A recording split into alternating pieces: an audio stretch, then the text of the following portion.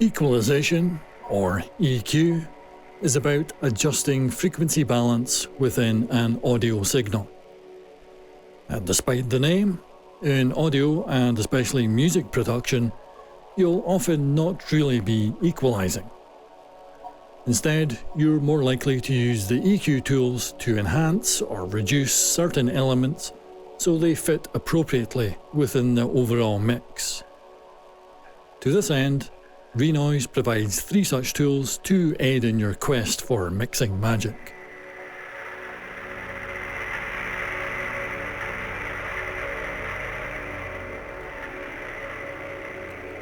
EQ5 is an equalizer which can amplify or attenuate up to 5 separate frequency bands.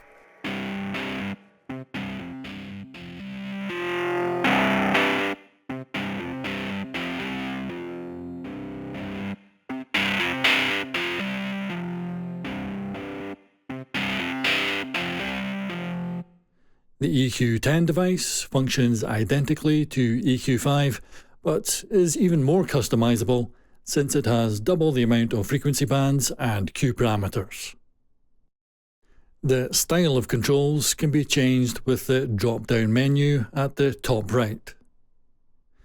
In graph only, each band can be changed by click-dragging the points around with the left mouse button.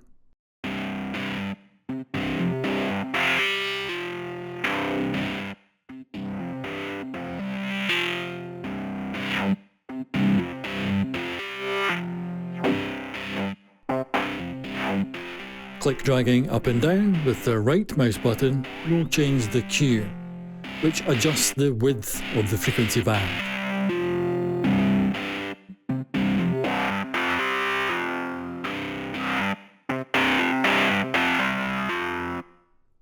Holding down the left control key allows for more fine-tuned adjustments.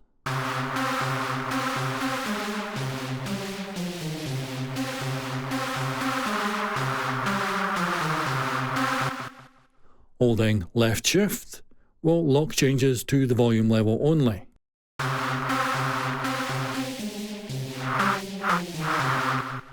While holding left alt will lock changes to the frequency.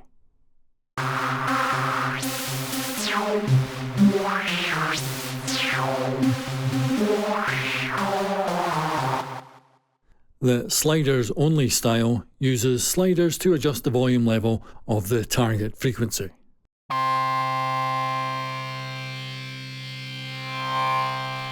This frequency can be changed at the left of the slider, while the Q, frequency band width, can be changed at the right.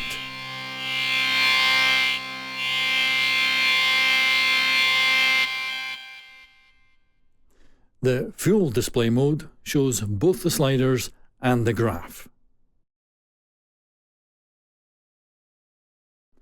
When the graph is visible, its volume scale, as shown along its left side, can be changed by clicking on the small button in the bottom right corner. You can also completely reset the effect here.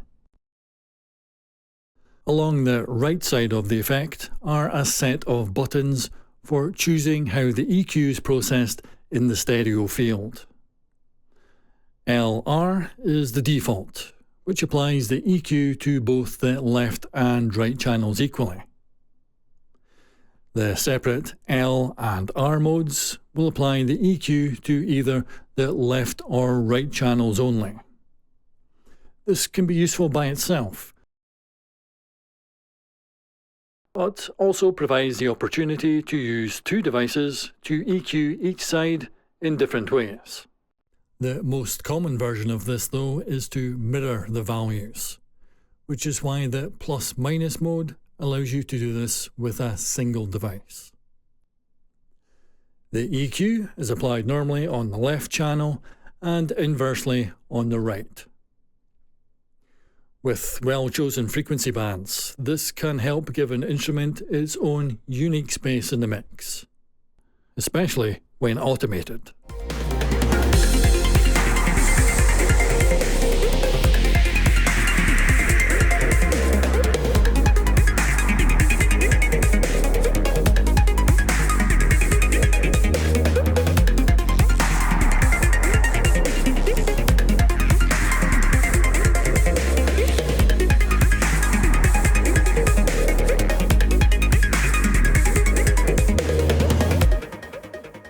The M and S options will apply the EQ to only the mid or side channels.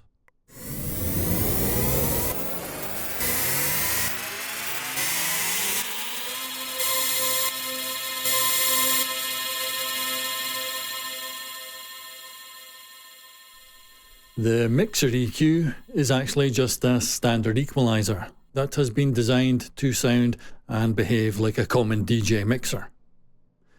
Compared to the EQ5 and 10 devices, this has some restrictions to high and low end adjustments, as well as missing the plus minus, mid and side options. But the point of the mixer EQ is really about ease of use, and notably for creating mid-range filter sweeps.